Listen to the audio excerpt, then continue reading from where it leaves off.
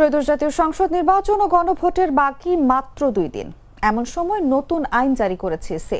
Presiding officer সহ 3 ধরনের ব্যক্তি ছাড়া কেউ ভোট কেন্দ্রে মোবাইল নিয়ে যেতে পারবে না বলে জানিয়েছে নির্বাচন কমিশন। রোববার এই নিষেধাজ্ঞা বাস্তবায়নে নির্দেশনা পাঠিয়েছেন ইসির সিনিয়র সহকারী সচিব মোহাম্মদ শহীদুল ইসলাম।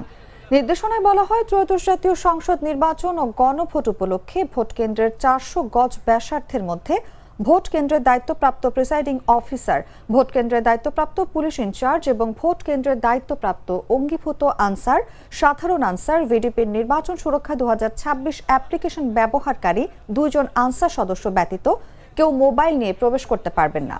অধিকাংশ সাংবাদিক ফটো ও রেকর্ডিং কাজে ফোন ব্যবহার করে থাকেন ভোট গ্রহণের দিন। ফলে এসব সাংবাদিকেরা বিপাকে পড়বেন। ফোন ব্যবহারে এমন নির্দেশনা প্রথম জারি করল ইসি। চকলেটে একাকার হয়ে ওঠা প্রাণ লেয়ার সম্পর্কের মিষ্টি ম্যাজিক।